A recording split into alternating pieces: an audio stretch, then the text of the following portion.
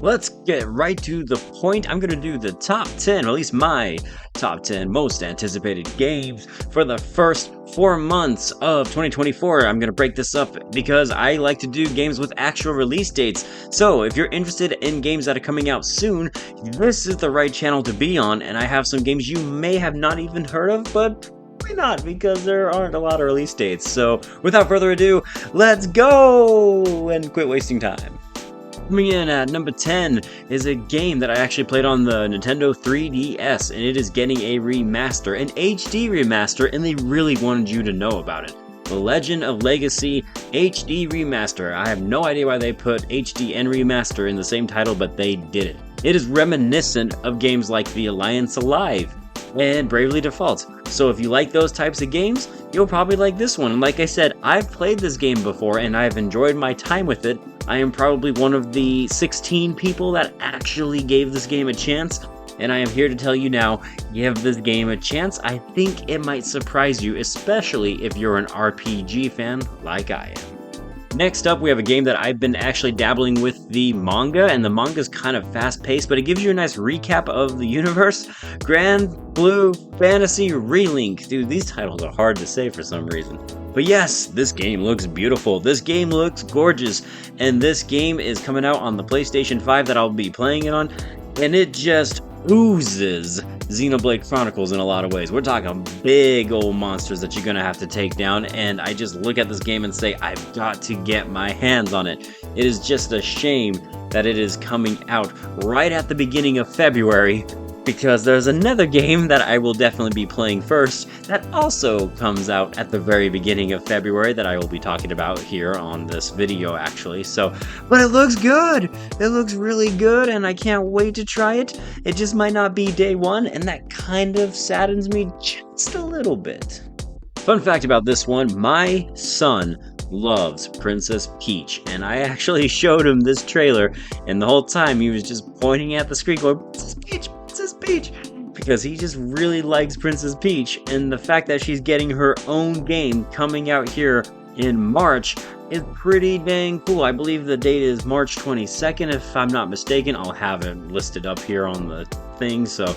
But yes, she's getting her own little adventure where she gets to basically, it's like a genre bender. There's a lot of different concepts and ideas here, from her being a pastry chef to being a ninja to being a showman of sorts. It just looks interesting and cool. I can't necessarily say it justifies the $60 price tag, but I'm still going to pick it up and give it a shot because my son really wants to check out this game with me, and I'm not going to tell him no because Princess Peach is his favorite. So there you go, another interesting and fun title that you can play on your Nintendo Switch coming out very soon. Moving right along to the most coolest looking fighting game coming out so far this year, and no, it's not Tekken 8. Tekken 8 didn't make the list, guys. Under Night In-Birth 2, I'm not even gonna try to pronounce the rest of it. Like I said, the titles in this are hard for some reason, but yes, I played the one before this on the Nintendo Switch, and I absolutely loved it. It is one of my favorite fighting games on the Nintendo Switch, and the fact that this is getting a sequel is cool. With 24 unique fighters, I can't wait to dive in and realize how much I really suck at this game. But rest assured, I'm going to be playing it right there on my Nintendo Switch. I can't wait to check it out. If you have never tried this game before, go pick up the other one. It's not that expensive, and I just wish more people were interested in this type of game, because unfortunately I have a sneaking suspicion that in about 6 months nobody's going to be playing this online, and that's kind of a shame because, like I said, Under Night In-Birth was super cool, so the fact that we're getting a sequel, also super cool, but at least I'll be able to play through the campaign and play it on my own, and that's probably all I'll do anyways. So awesome stuff though, very awesome.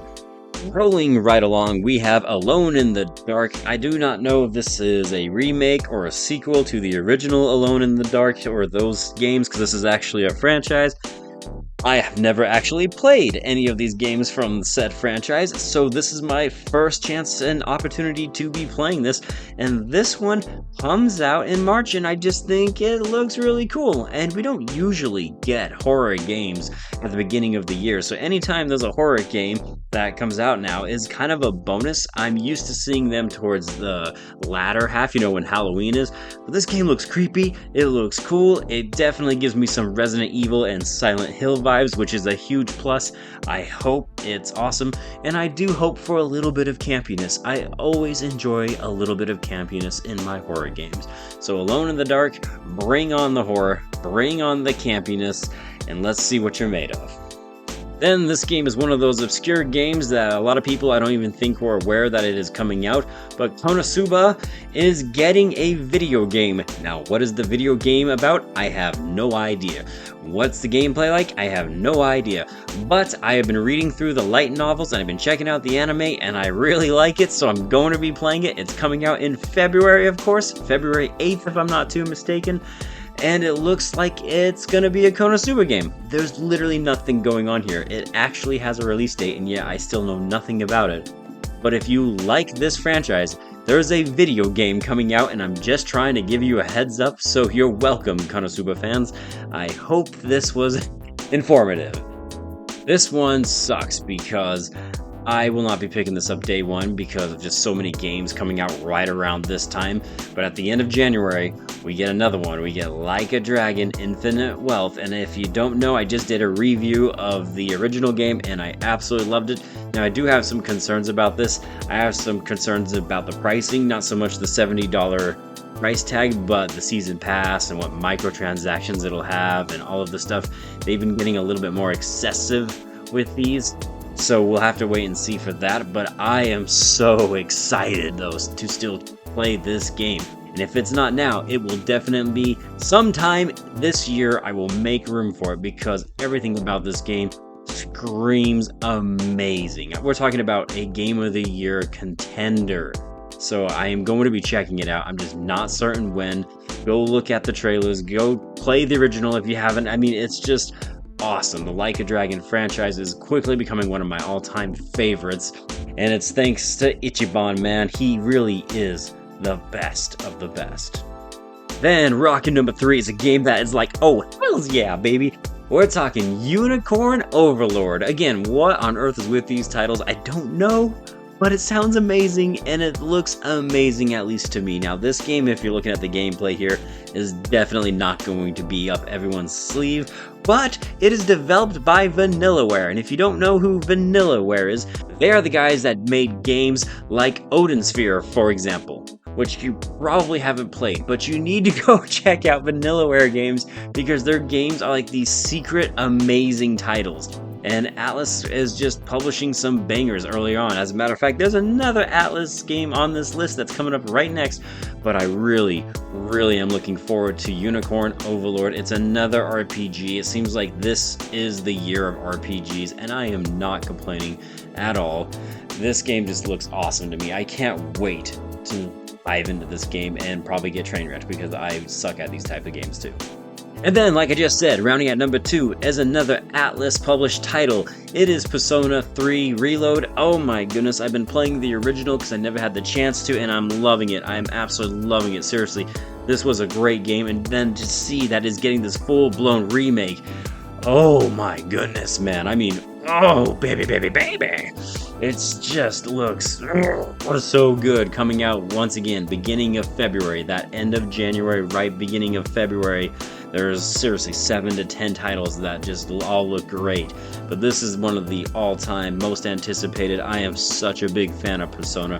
I can't wait to see how this game plays out. I can't wait to see the changes they've made.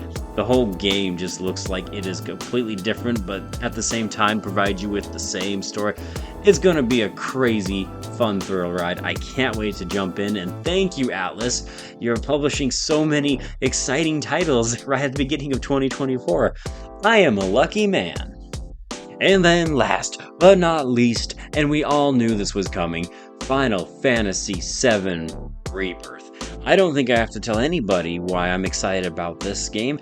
If anybody knows me, they know I'm a Final Fantasy type of guy. I loved the remake. I loved the direction it went. I loved the uncertainty that it now provides. And to have the opportunity now to experience the sequel right here at the end of February is just an awesome feeling. I can't wait. I really can't wait. The anticipation of this is killing me. I haven't been watching any of the news about this game or all the extra trailers. I've only seen this trailer that you're seeing right now, and that is all I needed to see because it gave me more than enough information. It gave me more information than I even wanted to know personally.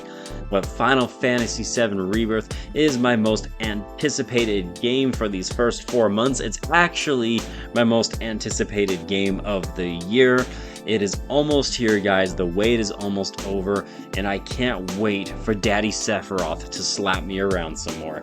And this, my friends, concludes my top 10 most anticipated games. Let me know what yours were down below. Like I said, no offense to the Tekken 8 fans. It just barely didn't make the cut, as did Dragon's Dogma 2. I've never played the first one. I hear it's really good. Even the sequel, another RPG, looks really good, so maybe I'll still pick it up. But for right now, this is where I have my list. I hope you enjoyed it. Please let me know, like I said, in the comments down below what games you're excited for. Sorry I didn't include any indie titles. I didn't see any release date for indie games coming out that I was interested in, or even if I was, it just said Q1 or Q2, but nothing definitive. So it's a bummer, but it is what it is. I'm trying to do only actual release date oriented games. So, alright, I've taken up enough of your time. Thank you so much for watching. I am Bradley Overrated, out like a trout. Glory to mankind, and I will see you on the next one. Peace.